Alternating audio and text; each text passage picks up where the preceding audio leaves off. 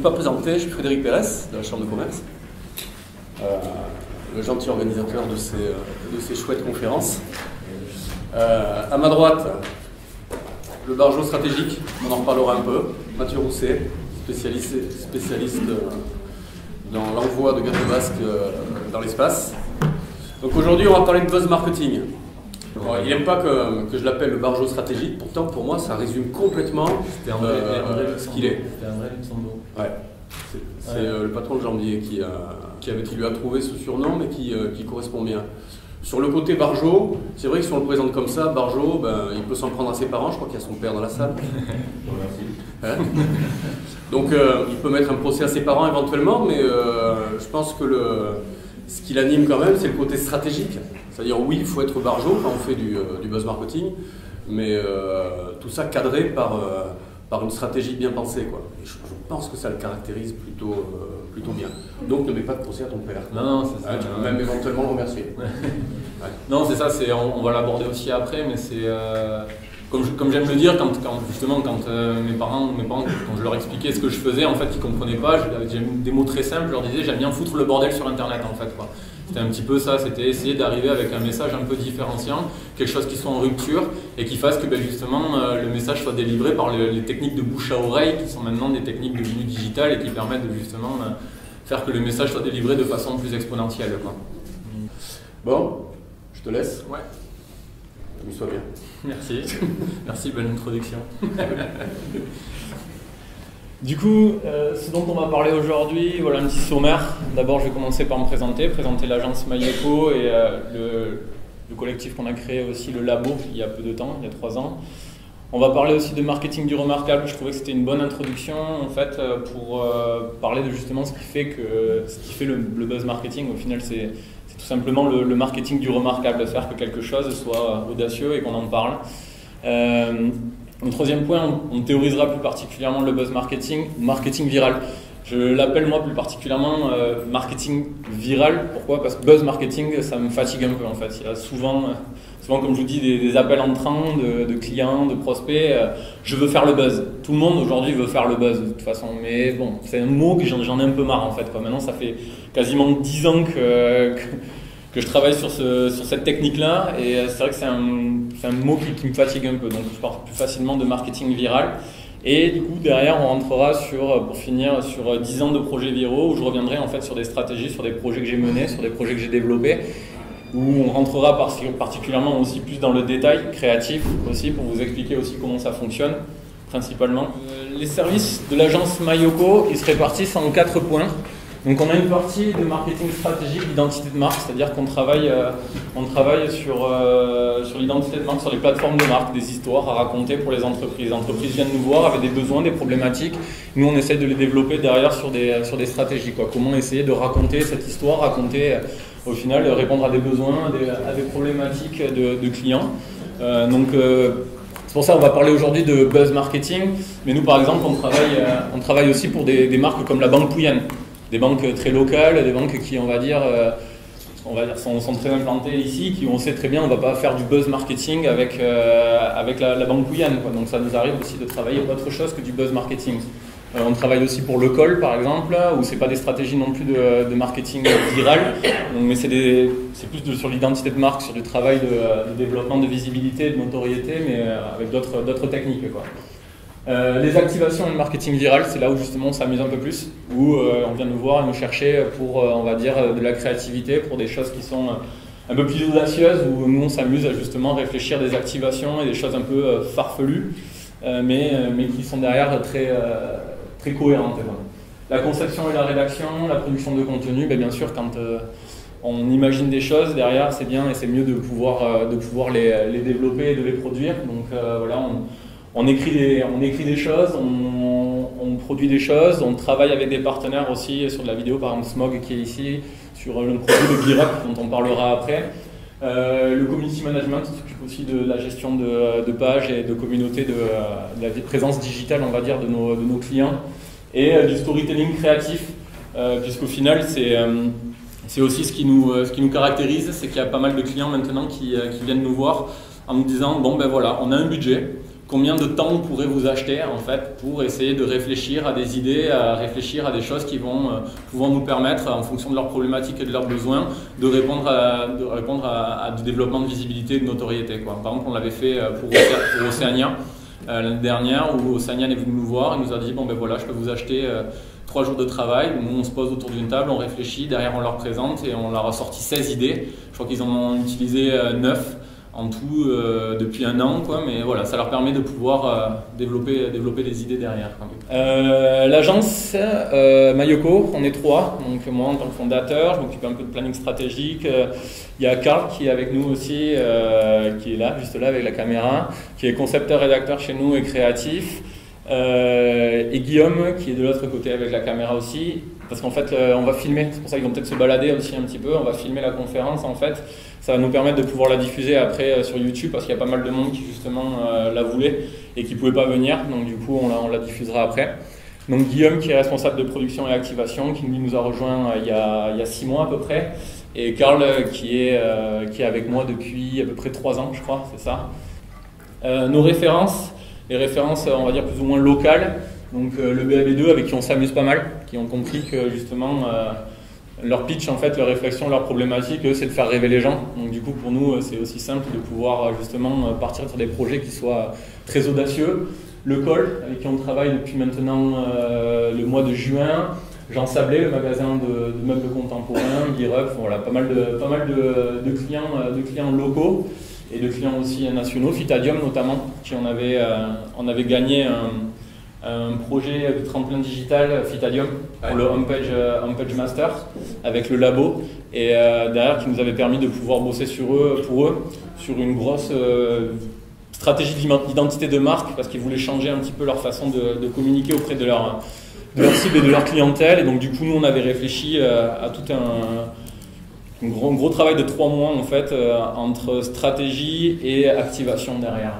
Voilà. Les interventions aussi, j'y porte beaucoup d'intérêt en fait, parce que moi ça me permet au final de prendre du recul sur ce que je dis, sur ce que je fais, de pouvoir aller aussi prêcher la bonne parole et évangéliser auprès des étudiants. Donc j'interviens en école de commerce à l'ESCPO, mais aussi au sein du bachelor de Kedge à côté, dont je suis un ancien étudiant, et Amos, l'école spécialisée en métier du sport, parce que je suis à la base sorti du marketing sportif, et donc du coup je fais des interventions là-bas, des interventions aussi pour la CCI Bayonne Pays Basque comme je fais aujourd'hui, et pour la CCI Pau Béarn, pour laquelle je suis intervenu aussi à de nombreuses reprises. Depuis 3 ans, aussi une nouvelle identité que vous avez peut-être pu voir sur les réseaux, de nouveaux projets qui ont été signés. En fait, comment c'est venu, c'est que le labo, en fait, c'est la réunion en fait de 3 agences de communication. La première agence de communication, Redbox, donc Arnaud Viac est là, et Charles Aramon, les 2 associés. En fait, comment ça s'est passé? C'est que en fait, moi, j'avais en fait une problématique, c'est que j'avais plein d'idées. J'avais plein de projets à mettre en place, plein de stratégies à faire, à développer. Sauf qu'en fait, il me manquait les personnes pour pouvoir les mettre en place avec moi, quoi. J'avais les idées, mais il fallait les gens qui puissent les raconter, donc créer des contenus. Et c'est vrai que j'avais rencontré Fred à l'époque, et il m'avait parlé d'une agence de com qui était en train de se lancer, qui était spécialisée en graphisme, en direction artistique et en développement de sites internet, donc Redbox. On s'était rencontrés, on a monté un projet ensemble, vous verrez après, et ce projet en fait nous a permis de nous rendre compte que au Pays Basque en fait il y avait un besoin qui était de la communication, de la communication 360 en fait. On voyait que les marques avaient des besoins de communication, mais principalement ce qui leur manquait c'était un acteur en fait qui puisse permettre de pouvoir gérer les projets de façon 360, quoi, qui puisse gérer de la stratégie, qui puisse gérer du graphisme, gérer des sites internet, et puis gérer aussi de la relation publique, de la relation presse. Et en fait, plutôt que se dire on va tous se sous-traiter, on s'est rendu compte que si on crée en fait une entité qui s'appelle le Labo, donc un laboratoire d'activation en bande organisée, LABO, ça permettait en fait de pouvoir justement donner encore plus de puissance en fait à nos projets, de pouvoir justement développer une synergie de compétences qui permettent à nous de travailler ensemble et d'aller plus vite, mais aussi aux clients de pouvoir venir dans un même lieu en fait, et de pouvoir travailler avec les différentes agences qui la composent, quoi. Donc du coup, 3 agences de com, On a depuis peu un nouvel espace de travail, un bureau. On a acheté des bureaux en fait à la Technopole à Isarbel, tout au bout. Et on s'est créé en fait un plateau où on est 3 agences dedans, on a des salles de réunion, donc ça nous permet d'avoir encore plus de synergie, de travailler de façon commune. Et donc c'est vrai que depuis qu'on a fait ça, on attire de plus en plus, on va dire, de marques, on a acquis aussi de plus en plus de crédibilité. Et c'est vrai que ça a été un beau développement aussi pour les différentes agences qui la composent, quoi. Ce qui va permettre d'introduire en fait le buzz marketing, et ce qui pour moi est ultra intéressant, c'est de parler de marketing du remarquable. Qu'est-ce que c'est que le marketing du remarquable? C'est justement de se dire que quelque chose qui est remarquable, ça mérite qu'on en parle, ça mérite d'être vu, c'est exceptionnel, c'est nouveau, c'est intéressant. Dans le sens où justement quelque chose qui se remarque, on va avoir plus facilement une façon d'en parler en fait, quoi. C'est quelque chose qui va faire que les gens vont en parler, ça va permettre de lancer le bouche à oreille et permettre aux gens justement d'entendre parler d'un projet, d'entendre parler d'une marque, d'entendre parler d'un produit. Donc voilà, une chose ennuyante par contre reste inaperçue. C'est un peu une façon pour vous d'amorcer en fait la réflexion autour du marketing de l'audace. Le marketing du remarquable, c'est un art de communiquer autour d'un produit, un service, en utilisant une stratégie qui l'empêche de passer inaperçu. L'un des papes de cette technique, c'est Seth Godin. Je ne sais pas si certains le connaissent ici. Je vous recommande, c'est pour ça que je l'ai mis ici, de lire ce bouquin, La vache pourpre, qui est ici. C'est lui en fait, c'est l'ancien directeur marketing opérationnel de Yahoo, qui maintenant est devenu conférencier. Donc il va partout dans le monde en fait et il évangélise au niveau du marketing du remarquable. J'ai mis même un lien vers son TED Talk. Vous verrez justement une petite conférence de lui de 20 minutes où il explique justement qu'est-ce que c'est que le marketing du remarquable. Pourquoi la vache pourpre? C'est parce qu'il était en vacances en Dordogne et en fait il était avec sa femme, il se baladait en Dordogne et il voyait des vaches autour de la route. Et en fait il s'est dit putain, les vaches c'est vraiment ennuyeux quoi. En fait c'est toutes les mêmes quoi, les blondes d'Aquitaine, voilà quoi. Et il s'est dit par contre s'il y en avait une violette, mais en fait tout le monde en parlerait, tout le monde viendrait la voir en fait. Donc parmi, on va dire, un nuage de choses qui sont toutes les mêmes, qui sont toutes pareilles, mais en fait, s'il y en avait une qui était complètement différenciante, on ne parlerait que d'elle en fait. Et du coup, il l'a transposé un peu à la réflexion sur les marques et sur les produits. Dans le sens où il s'est dit, en fait, s'il y avait des produits qui étaient vraiment différenciants, s'il y avait des produits qui étaient audacieux, justement les gens seraient amenés à en parler quoi, en fait. Et donc du coup, voilà, c'est un petit peu le pitch qu'il explique pour dire pourquoi la vache pourpre. Donc du coup, au début, il le théorise un peu, et après, il donne des exemples. Et ce livre, moi je vous le conseille, ceux qui ont vraiment envie de réfléchir à des techniques de marketing audacieuses, n'hésitez pas à l'acheter, c'est une belle bible.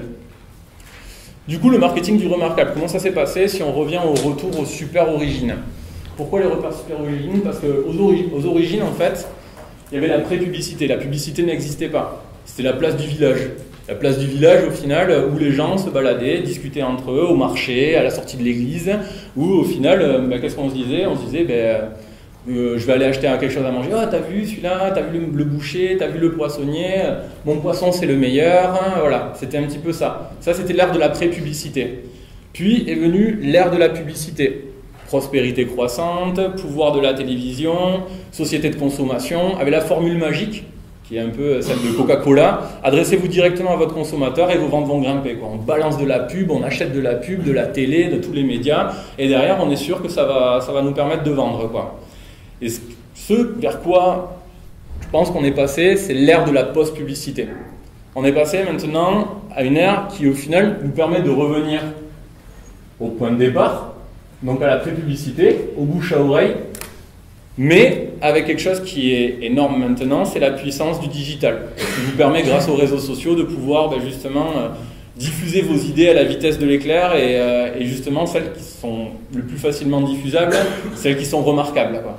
Donc on est passé vraiment de l'ère de cette publicité, bon il y en a toujours, hein, on voit toujours, on est submergé de communication, de pub, on voit toujours la télé, mais par contre maintenant, par exemple, des exemples comme Michel Augustin, avec une campagne juste de vidéo, quoi. avec une vidéo, ils ont réussi à faire ça, quoi. Des trucs complètement fous, quoi. Et ce qu'il faut retenir de Michel Augustin, c'est qu'ils ne se sont pas battus sur les qualités intrinsèques de leurs produits. Leur mousse au chocolat, leurs cookies, bon, sont mangeables, mais c'est pas non plus les meilleurs du monde, quoi. Non, ils se battent sur autre chose. Tous les coups qu'ils font, c'est autre chose. Ils vont faire tout un buzz sur leur méthode de recrutement. Par exemple, leur DRH qui va dans le métro pour recruter. Ils filment tout ça. Ils font un buzz sur leur méthode de prospection B2B. Ils ont réussi à rentrer chez Starbucks, je veux dire, avec un énorme buzz qu'ils ont monté. Et en fait, ils se font connaître, voilà, pas par les qualités de leurs produits, mais par tout ce qu'ils mettent autour. Retenez l'idée, hein, bien sûr, battez-vous sur la qualité de vos produits et services, mais vous voyez plus grand si vous voulez faire un buzz. N'oubliez pas de raconter l'histoire autour, quoi, en fait. C'est ça qui est le storytelling, en fait. C'est ce qu'ils ont essayé de développer au maximum. On va sur leur site, on regarde leur histoire. Ils partent même depuis qu'ils ont 8 ans, quand ils étaient en classe ensemble. Enfin, ils racontent toute cette histoire-là et c'est assez formidable, quoi, ce qu'ils ont réussi à faire, même si maintenant on est un peu galvaudé par Danone, mais bon. Ils ont été audacieux. Il y a un mot important, c'est l'audace. Ouais. Donc pourquoi se faire remarquer? Parce que de plus en plus vous avez un rejet maintenant aussi de la communication traditionnelle. On voit, on est bouffé par la communication, par la pub. Donc du coup on se rend compte de plus en plus que c'est de la pub, quoi, on va dire.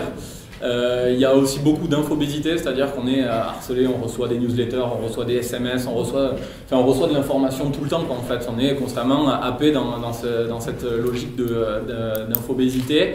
Et pourquoi se faire remarquer aussi? Parce qu'on joue.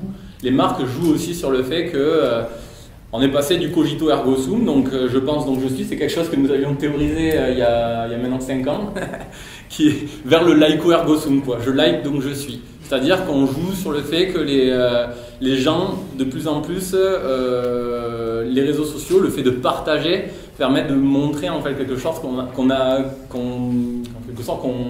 qu'on appartient à quelque chose. C'est comme ça qu'on a envie que les gens nous voient. C'est comme ça qu'on a envie de communiquer. Il y a une marque, on sait qu'on peut potentiellement pas acheter une Ferrari, mais on a envie de partager un contenu de Ferrari parce qu'on a envie d'être associé à l'imaginaire de marque de Ferrari vis-à-vis de ses amis ou de la communauté qui vous suit. Et donc du coup, ça, il faut pas mal y jouer dessus aussi, se dire qu'est-ce que les gens ont envie d'avoir et qu'est-ce qu'ils vont avoir envie de partager, quoi. Comprenez quelque chose, c'est que ce partage, hein, tous vous savez ce qu'est un partage dans les médias sociaux. Est-ce que c'est vraiment un partage? Est-ce que c'est vraiment un don? Est-ce que ça ne serait pas plutôt un partage de la communication sur soi-même? J'ai trouvé ça. Regardez comme je suis bon, je vous partage ça. Donc si vous voulez générer des mécaniques virales, on va plus en parler tout à l'heure, pensez à ça. Les gens, pour partager ce que vous avez initié, vont le faire si ça les valorise. On ne partage pas un truc qu'on a déjà vu 250 fois, quoi. On partage un truc original qui sort de l'ordinaire, qui montre que je suis quelqu'un qui est plutôt original, je sors de l'ordinaire parce que j'ai trouvé ça. Ou parce qu'on va être le premier à le faire, ouais. Aussi. Donc, ou qui flatte l'ego. Ouais. Oui, c'est ça. Le laïco ergo sum, quoi. Je like donc je suis parce que ça me permet justement de me valoriser vis-à-vis de quelque chose, quoi. C'est complètement égocentrique. C'est très lié à du personal branding, quoi. Mais c'est pas du personal branding très professionnel. Ça peut être du personal branding juste égo quoi, en fait, égocentrique. Ouais. Et du coup, se démarquer pour justement se faire remarquer. Et en ayant justement, ce que je dis, putain, de l'audace, bordel, quoi. C'est un truc souvent que ça me fait chier. Je vous dis, il y a plein de projets que j'ai encore dans des classeurs, dans des tiroirs au bureau qui n'ont jamais vu le jour. Parce que justement, on arrive toujours à la fin, on est là, on propose le truc, on se dit on va le faire. Mais on tombe à la fin face à des décisionnaires qui au final, excusez-moi le propos, mais n'ont pas les couilles en fait de pouvoir se lancer, quoi. C'est le problème en fait, c'est que en fait on peut se dire ouais on veut de l'audace, on écoute des fois les responsables marketing, les décisionnaires de boîtes, et sauf que derrière on monte le truc. J'étais des fois jusqu'au conseil d'administration à présenter devant 15 personnes le projet. J'avais 3 quarts d'heure, j'arrive, je pitch le truc, je présente, nanana. Et à la fin, on m'appelle et on me dit « Ah non, désolé, ça va pas le faire, en fait c'est trop fou. » Mais ça fait chier, quoi. Ça fait chier parce qu'au final, le truc, c'est que ça devait fonctionner. Ça fonctionnait, c'était obligé, quoi, en fait, quoi. Et c'est pour ça que je remercie des décisionnaires et des responsables marketing comme ceux de BAB2, parce que quand je suis arrivé et que je leur ai pitché, on va envoyer un truc dans l'espace, bon, c'est sûr qu'au début, ça a été un petit peu tangent, mais au final, je crois que pas une semaine après, Stéphane et Caroline m'avaient appelé et me disaient bon bah allez vas-y, est-ce qu'on peut le faire, est-ce qu'on peut pas le faire, ou si on va le faire quoi, et même si même moi j'étais pas sûr qu'on y arrive, mais au final on l'a fait quoi, on a réussi. Et du coup c'est ça que je dis, c'est God qui le dit, l'audace a du génie, du pouvoir, de la magie, mais c'est mieux quand elle est comprise, c'est-à-dire que derrière il faut quand même le volet aussi très stratégique quoi. Il faut faire attention à pas se dire on va faire du buzz pour faire du buzz, on va foutre le bordel pour foutre le bordel, non, il faut quand même essayer de justement pouvoir le gérer quoi, en fait quoi. C'est ça aussi qui est pas évident, on en parlera un peu plus loin.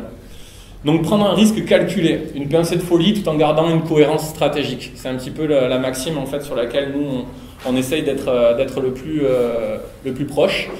Voilà comment on travaille, c'est-à-dire que d'un côté on se dit ok, on met de l'audace, de la rupture, et derrière on met de la cohérence et de la stratégie, et on vient mixer un peu tout ça en fait quoi.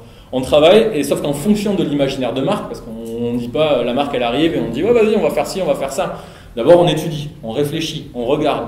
Potentiellement on trouve l'idée. On verra après comment les différents timings de travail, la méthodologie.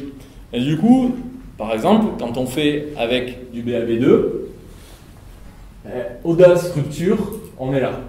Et cohérence stratégique, il y en a quand même, mais on va dire qu'elle est plus fine. Quand on travaille avec la banque Pouyanné, on est plus ici quoi. On va dire il y a peu d'audace, peu de rupture, mais par contre on essaie d'en mettre une petite touche parce que c'est ce qui fait qu'on va se différencier aussi de leurs concurrents quoi. Donc il faut le voir comme ça quoi.